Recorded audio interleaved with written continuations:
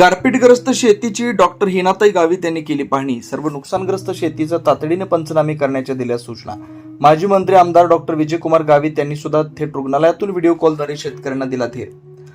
गारपीट आणि वादळ वाऱ्यानं नंदुरबार तालुक्यातील नुकसान झालेल्या शेतीचे संसदरत्न डॉक्टर हिनाताई गावित यांनी तातडीने घटनास्थळी जाऊन पाहणी केली. मुख्यमंत्री यांच्याकडे नुकसान भरपाईसाठी संपर्क करत असल्याचं त्यांनी सांगितलं.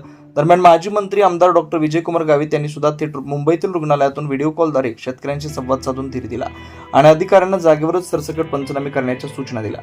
तालुक्यातील शनी मांडळ, तलवाडे, इंद्रीहट्टी परिसरात झालेल्या वादळी वारा आणि गारपिटीमुळे कांदा उत्पादक शेतकऱ्यांचं मोठ्या प्रमाणात नुकसान झालं.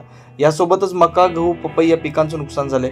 या सर्व नुकसानग्रस्त शेती पिकांची पाहणी भाजपा माजी खासदार संसदरत्न डॉक्टर हिना गावित यांनी प्रत्यक्ष बांधावर जाऊन केली.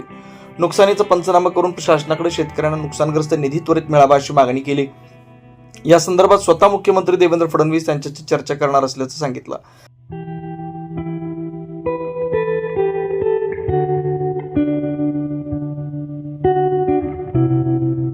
रुग्णालयातून आमदार डॉक्टर गावित यांनी शेतकऱ्यांना दिला धीर. माजी मंत्री आमदार डॉक्टर विजयकुमार गावित यांनी रुग्णालयातूनच व्हिडिओ कॉलद्वारे नुकसानग्रस्त शेतीची पाहणी करून कृषी विभागाच्या अधिकाऱ्यांना पंचनामा संदर्भात सूचना केल्या. तसेच शेतकऱ्यांशी संवाद साधला. शासन स्तरावर नुकसान भरपाईसाठी योग्य पाठपुरावा केला जाईल असं सांगून डॉक्टर गावित यांनी याप्रसंगी नुकसानग्रस्त शेतकऱ्यांना धीर दिला. याप्रसंगी संसदरत्न माजी खासदार डॉक्टर हिनाताई गावित यांच्यासह कृषी व महसूल विभागाचे अधिकारी तसेच भाजपा तालुका अध्यक्ष दीपक पाटील, शनीश्वर ट्रस्टचे अध्यक्ष दिलीप पाटील, माजी जिल्हा परिषद सदस्य मुन्ना पाटील, शनी मांडळचे सरपंच विनायक पाटील, शांतीलाल पाटील, रमेश माळी, प्रभाकर पाटील, वसंत खैरनार, रमेश धोबी, चिंदू धनगर, जगदीश पाटील, योगेश पवार, भट्टू धनगर, महेंद्र राजपूत, प्रकाश भिल, अंबर राजपूत, विवेक पाटील, सचिन पाटील, केसर राजपूत, भरत सूर्यवंशी यांच्यासह नुकसानग्रस्त शेतकरी उपस्थित होते.